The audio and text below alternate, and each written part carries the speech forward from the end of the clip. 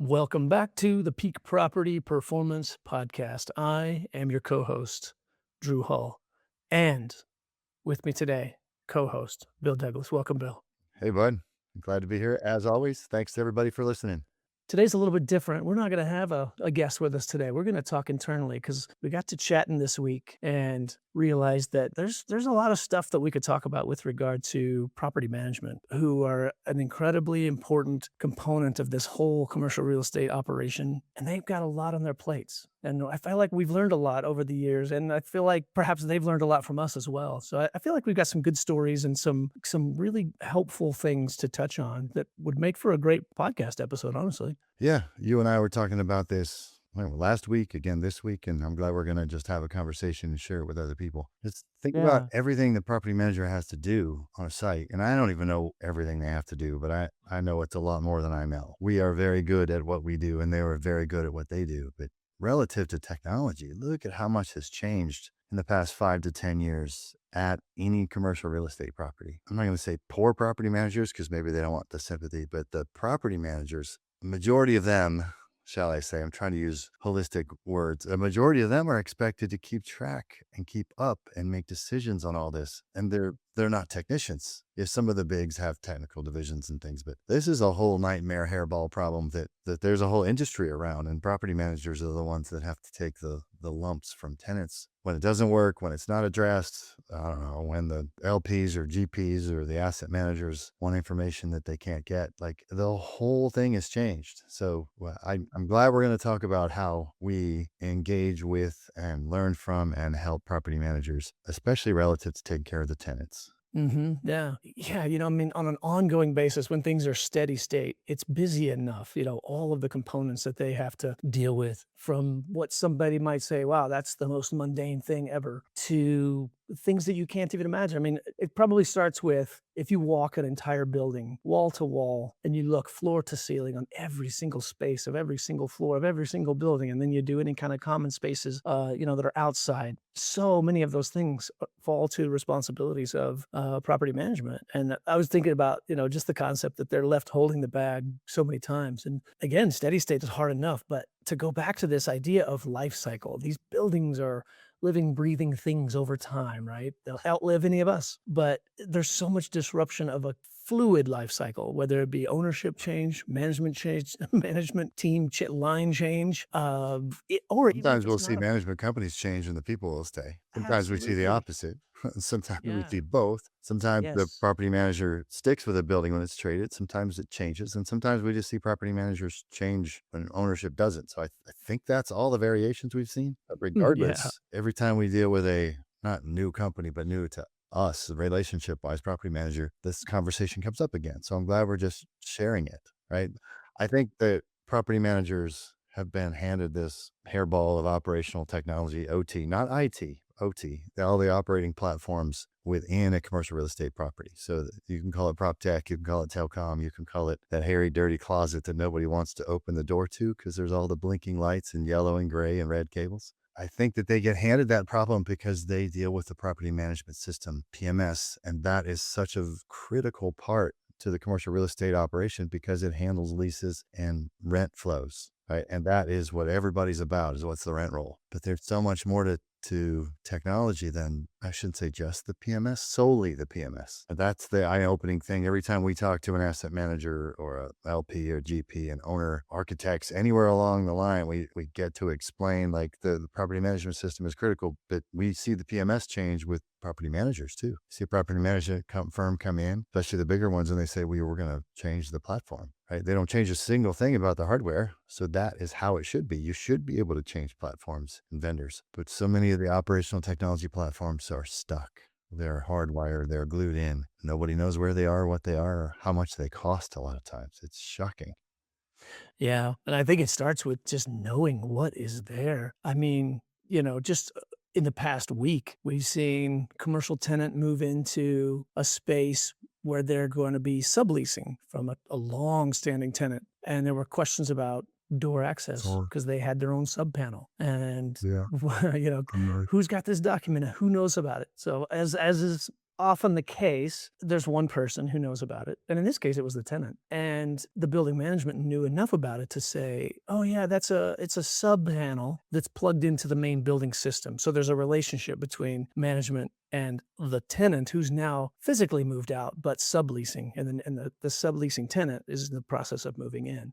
So all of those components. And so, it's kind of fun to be involved in those things because what works best is when you have a complete inventory of everything. And the better you can document it, the better off everybody is. Not just when it's working well, but the moment it stops working, you're going to want to have it documented well. Well, I'll point out that the reason that was smooth for the property manager that was on site is because there was documentation, and not to toot our own horn, but we were able to handle that and we knew where everything was. And the property manager was grateful because they didn't. They were signing the lease, they were moving the tenant in, they were making sure the TI was getting done, the deadlines were done. They did have all their access cards, right? Et cetera, et cetera, et cetera. The technology, I'm going to let you tell your analogy there. They would turn and ask for help because we're their technology partner, and it worked great. But the converse is true. If the property management is expected to know it and does not have a technology partner or a technology staff in-house, maybe they have it in-house, some of these firms do. When they don't have it, then the poor property manager on site is dealing with a tenant that's asking questions. The tenant thinks you should know about your building, but you don't. And then the tenant experience drops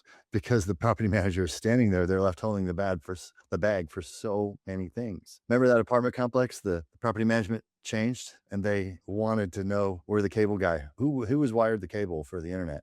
How do we get tenants internet? And they really had a hard time understanding that as soon as the lease was signed, the tenant had internet. And if there were any issues, you call this 888 number or email or text, like, here's the support, and it's not you. Make these little stickers, stick them out, give them away, put them on the refrigerator. You don't take that call, push them here. And within 3 weeks, they became raving fans because there was a whole set hours a week per agent, no longer that they have to deal with.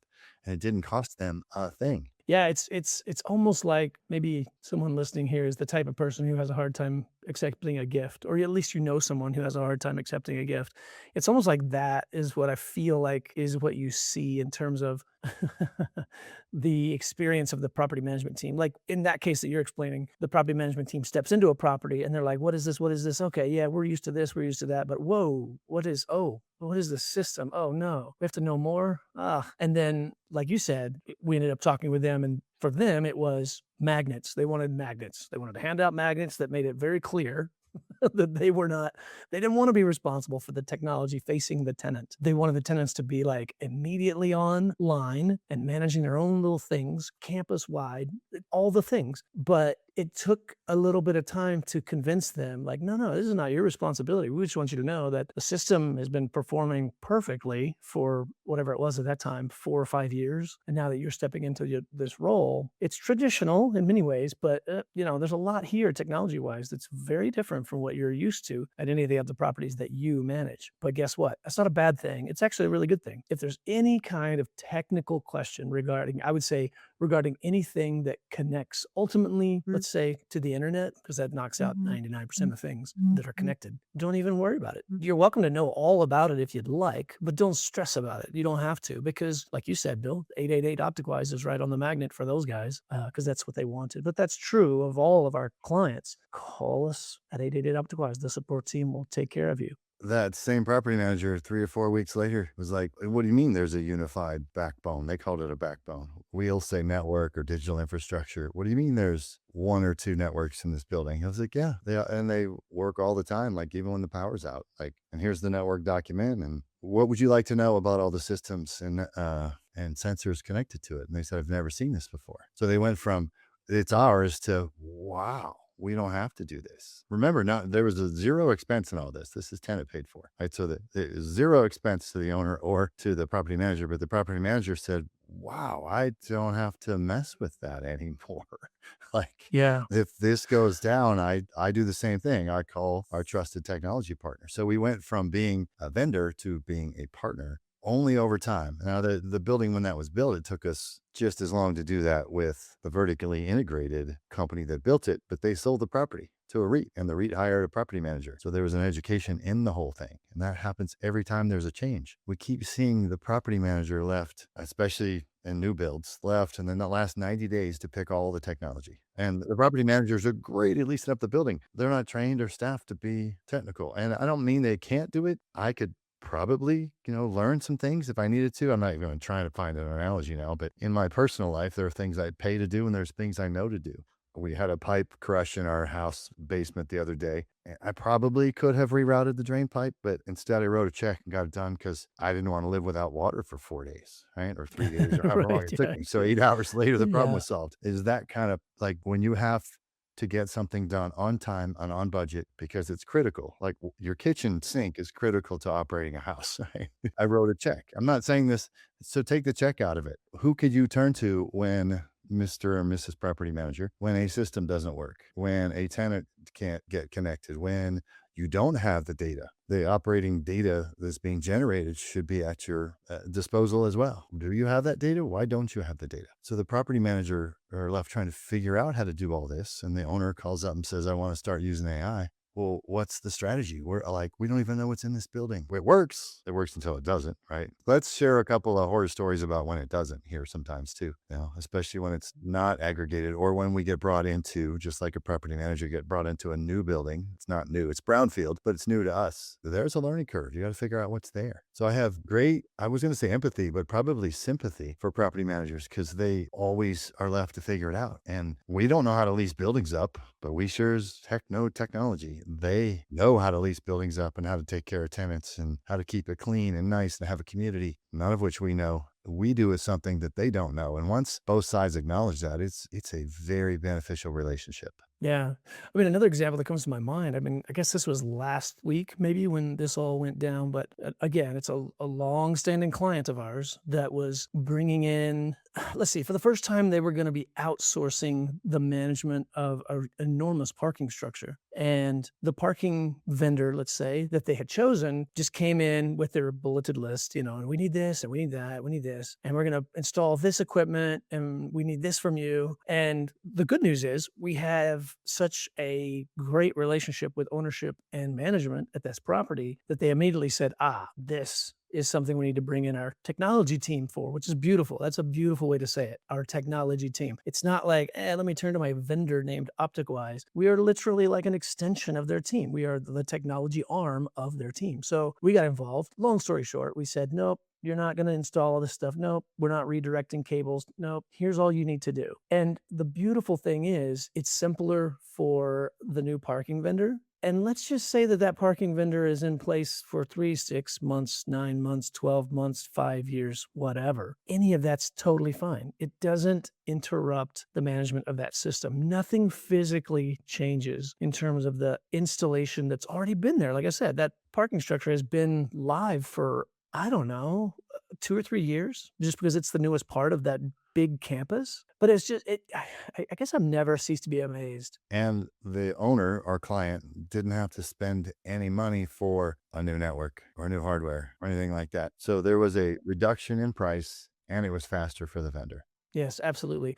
And it was interesting because, you got your installation people and they're already like, oh, wow, this is different. We don't usually see this. We just are building our own thing. And we're like, yes, right. I get it that that's what you might normally have to do. That's great. But you don't. The bedrock is here and we'll show you how to integrate into this bedrock. And then inevitably the conversation gets handed off to their technical person who's like, well, this is different. Here's my requirements are, and Yeah, this is what we always do. they don't know if it's better or worse. They just know it's different, which probably initially feels worse. But it's just interesting because over the course of those conversations, we realized they didn't actually know exactly what they needed. But we helped them find it. We helped them figure out what they needed because they said, well, here's what I do. Here's how my team manages those gates and those intercoms. Okay, great. Try it. Does it work? No. Okay, give us a moment. And then we can say like, well, here's what we see. Here's what we see in that network. It looks like you're doing these things. We see it from a cybersecurity perspective. We see this kind of thing arriving at the edge of this campus. That's you. Here's what your real requirement is. And they're like, oh, okay. Can we get that? Yeah. Thank you. And Can I we have say, another? yeah, that's definitely, let's keep it down. Let's keep it locked down as much as we can. But yeah, we can open it up specifically for this type of function. They're like, oh, okay, now I can see that we have cameras, but the live stream is not streaming through. Oh, okay, give us a moment. Same exact thing, same exact process. So they didn't have the requirements exactly dialed down because usually, again, they're building an entirely brand new network and they don't have to wonder about their requirements. Just like, we let everything. Yeah, but that new network was 50,000 bucks, and the owner didn't have to pay 50,000 bucks. Yeah, and you better, It was yeah, already there. and They already owned the network. They didn't need another one. And the property manager didn't understand that. The property manager didn't know. You know, the yeah. owner hired the parking vendor. And that default scenario is pretty loosey goosey too in terms of security requirements, which is not a good thing. It's not a good thing for anybody. So there was no security standard for the property, or there was, and they just did the property manager didn't apply it. Right, not from this vendor. They basically say, "Hey, give us a place to mount this stuff, and then we want wide open access in and through this stuff." We're like, "Well, dang, that's pretty general." Yeah, you're using credit cards on that parking network. One of my early vendor mentors told me you can have better, faster, and less expensive. He said cheaper, but I don't like cheap, right? Less expensive is great. Pick any two. You can never get all three. So in this case, when we were talking with this vendor, he did that analogy because I talk to owners all the time and he goes, well, how's it get better? And I said, you already told me this was the best vendor you could find. So we did less expensive and fast. Then in this case, you got them all, but remember, we couldn't do better. So relative to our SLA with you, we did faster and less expensive. And he said, how much less? And we looked at that CapEx, you know, the equipment and installation and all that, and lopped off, it would have been at least $50,000. Didn't change his monthly expenses. His MRC was still the same, but his non-recurring CapEx charge was drastically different. And he was very happy. And the vendor's happy too. That in the old world, right? The old way, it would just been, oh yeah, go ahead, bring it on, plug it in somewhere, make it work. You're responsible for it. And now the property manager's like, is that on the document? Is that on our network diagram? Cool. If it breaks, who do I call? That's what their question was. I think that's the sweetness of what it is that we're doing in terms of, it takes time. It definitely takes time to build these relationships with management so that they understand like, oh my gosh, technical, we're covered because we got our team here that wears the shirts that are logoed OpticWise. And it's just one and the same. But man, does that take time? And oftentimes, yeah, there's a trust component in there as well, but it's not just that. It's breaking through the status quo. I mean, we've seen management teams that kind of take it upon themselves, like, oh, I'm going to try to learn all this, which is amazing. I always say, I would love for you to know exactly how to do every single thing if that's what you want to do. But I think the best intentions often fade so quickly because they're just so busy with everything that they are responsible for already. So that's another big factor. Well, one of the reasons you and I wrote the book, you know, the Peak Property Performance book, was to share strategies that have worked and strategies that didn't work, or even ones that didn't work in the beginning and changed. And while we made up two fictional characters, the stories in there are all true. So we really go to great lengths on this podcast and in the book to share experiences. So you don't have to hire OpticWise. We're just trying to tell you, hey, this is our experience because we want to make the commercial real estate industry better. If you want to work with us, fine, reach out. But we're not here to sell. We're here to make this better. And Drew and I both have had several aha moments, especially in the past quarter with property managers, just being tasked with ridiculous amount of technology overhead burden. That is like layer one. That's what we call it, managed digital infrastructure, managed services. Like we're running the networks for them. Like I'm trying to use non-technical words. We're running the networks in the building. We're running connectivity. We're making sure the tenants get everything they need. Layer two is managing the data that comes out of all of those sensors and networks and system, all the other hairy stuff that comes with technology. So we're not really talking about layer two in this episode, but we do all the time on the show. And we do definitely in the book. We're just talking right now about layer one because that is so deeply where property management is. When asset managers get involved or a building is in diligence for trading, you know, the data gets analyzed a lot heavier and the property manager has to find the data then. So we do hear about it then. But on a day-to-day basis, it's more about what we call layer one. Keep the building running, keep the lights on. And I don't mean just the power lights. I mean, all those blinking lights in that horrible little dirty, dusty closet with all the wires. Nobody knows what's in there. I'm going to open it and say, it says telecom on the door. I'm going to close it. Like, Right. Yeah, nobody for wants to go sure. in there. We want to go in there and we do go in there and we do take care of it. So that's the technology partnership. So you need to find people that you trust and you could lean on because no property manager can do it all. Like I said, we don't do property management. We do OT and digital infrastructure and operations and managed services. You do this and we do that. Together, this building sings. Yeah.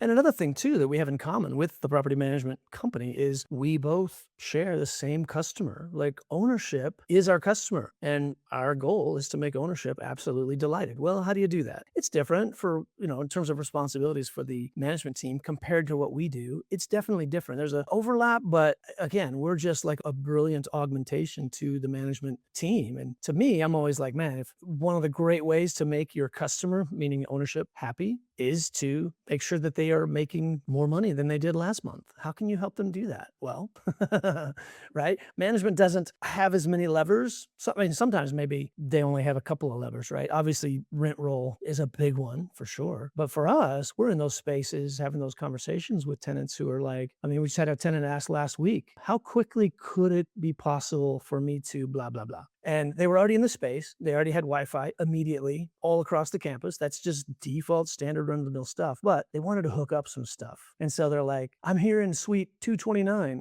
Would it be possible for me to? And here they go. And so, we were able to look at, again, documentation is king. Because we were like, oh, you know what? 229? Absolutely. Yes, there is cross connect capability into 229. That's great. Here's where it is in the suite. You might want to visually confirm that you see it. Does that work for you? If that location works for you, we just probably need hours. Just sign that properties TPO, technology purchase order form, right? We'll figure out what you need. And then we could deliver way beyond whatever the SLA is. And like I said, that would be hours for this tenant. And in fact, actually today, within the last 4 hours, that tenant did sign and return some stuff. So it's a delight to be able to do that. Could management do that? No. I mean, it would be possible, but they would have to augment their team in such a way that it would be so expensive that I don't think that ownership would want them to be in that position anymore. They think they could do it, and they do it the old way. When we talk about the old way and the new way a lot, I think the old way, matter of fact, there's no think about it. The old way was to call whatever the phone company is or the internet company and pay them, and they would come put a whole nother wire through your building or a set of wires through your building every time a tenant moved and changed. So riser crowding is a real problem, and it's never monitored or managed. And that's an asset that's being sold to somebody else. So I think that the old way caused more problems than it solved, and the tenant always had to wait. It was another party that they didn't have any leverage through their lease, nor did they pay them through their lease, and then they just had to wait. How many times have we seen in the old model, tenants tell their employees not to come to work yet, or tenants in apartments not move in because they didn't have internet yet? Like, that's just a silly problem to have. I know it still happens. Yeah. You brought up a brilliant point. We have the same customer. Property managers and OpticWise have the same customer, and that is the owner. Some of the most fun conversations I have is when the property manager and we are working together and we can start to show how technology is and data and digital is the asset. You might think it's an expense on this line item, but that's because you haven't correlated the income associated with that line item. So if you make it an asset on the balance sheet, when you pay for it, like the equipment, then you can show the monthly expense and the monthly income. So you know exactly how much this blank, whether it's a system, a sensor, software, a service, whatever you're buying, earns you. If it's not earning you money, then why are you paying for it? So we talk about that a lot too. Technology can be perceived as an expense, but if you look at it as an asset, an expense therefore should have an income offsetting it, at least even. The best relationships are when it's more. So we talked about it, an owner being very happy because they're earning a lot of money. Well, they know exactly what they're getting from this relationship, not just throwing money at something. Oh, we have to have this. They're putting money in knowing they're going to get this back. And when that is documented, then the relationship just snowballs. It gets better and better. And the next time there's an upgrade or a budget or a problem needed, you can say, this is to support this initiative. This is how much money you made off of it last year. Oh, okay. Maybe it's end of life for a piece of equipment. Maybe it's the CapEx budget. Okay, there's a 10-year life on it. It's 2 years out. It's going to be 2 years out. We'll tell you about it 2 years ahead of time. Here it comes. Okay, we can do that. Well, because we earn blank per square foot or per door per year off of that. Yeah, that's cheap. I'll do that again. I'll do that. Instead of going, oh my gosh, how are we going to pay for this? It's not in our budget. So the property manager has to do those budgets. And this gets really, really fun when they're painless. Yeah. Well, the beauty of it is, in this example of Suite 229, this was a tenant that was moving into Suite 229. 229 had been occupied in previous years by some other tenant who also needed a cross connect. And that's the reason why that was installed there for that tenant. So any of the one-time costs related to getting that thing in place were long taken care of by that original tenant. But it's not just tenant specific. it stays with the building. It becomes part of the master documentation so that when this current tenant moves in and says, is it possible? Could I possibly do this? How does it work? We say, well, check it out. The backbone or whatever we want to call it, the digital infrastructure already supports it. So the one-time cost is nothing, absolutely nothing. That cross-connect port on the wall is labeled whatever it is. It's dead. If you plug into it, nothing happens. However, you sign that TPO form and according to however you want it to function, and it lights up and you got exactly what you need. And the property manager had to do nothing, Nothing at all except make sure the tenant knew to contact OpticWise. That's it. which was their technology partner. You tell the story about spin the chair now, but contact our partner. This is an extension of our company. They represent this building. Call them. You don't have to pay them. You're not paying them. Yeah. It's interesting because I mean, like, it's kind of fun not to have an agenda on a podcast like this because now I'm like, holy cow, here's another example from this week. They really do come up. I mean, and this one you know about, Bill, because it's a whole different property, but it was a very unique, high-powered tenant that had a deep relationship with the nearest university research department. And they had some huge connectivity changes that they were making. And the question was, will this impact the campus? Because it was being pitched as if it would, like, oh no, there's going to need to be an outage event scheduled because it's going to impact the whole campus. But it's not true at all. We were able to, join in on that conversation, speak with that tenant and the university associated with that tenant and find out, okay, this is exactly what you're doing. That's great. That makes sense. What you're saying makes absolute sense. The worst case scenario is you knock your entire networks offline and it has no impact to any other tenant in that entire campus. Beautiful. Let's quantify that, put it back in email to everybody involved, which includes management. And of course, ownership wants to know. And then you're clear to go. You can do that any time of day or night. There's no impact to anyone else. And my goodness, I mean, management and ownership were just relieved that it was so delineated and so safe because it felt really risky.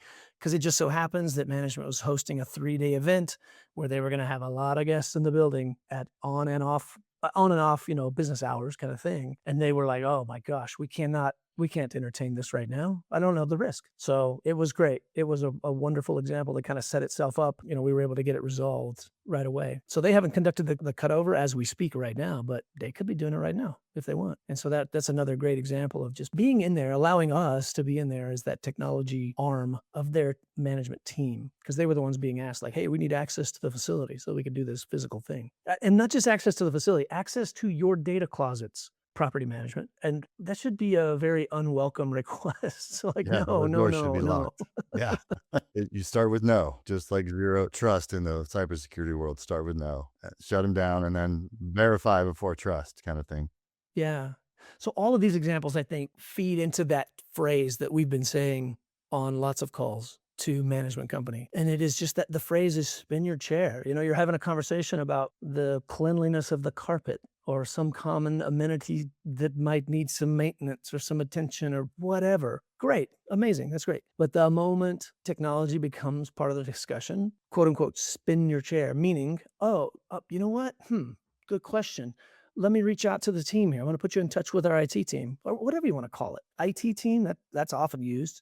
It's way more than that, but technology, we are your technology arm. And it's interesting because I feel like I probably tell the team to say this multiple times a week. But again, it's just, I think it's not as simple as it should be because it takes time, it takes trust, and you have to break the status quo and allow management to realize like, oh my gosh, I know this much about technology. I wish I knew this much. I don't even want to deal with it. I can turn, and I love that image as if they're spinning in their chair and pretend this is a glass wall connected to, hey, could you come over and talk here? There's a question about technology. And that's not my area. Great, solved. It really is that clean. But you got to make sure that everybody knows to guide the conversation that way. Well, we talk a lot in our own company about stay in your lane. I don't try to do things you do and vice versa. Not that we can't, but if we both did the same thing, we're kind of wasting energy and focus.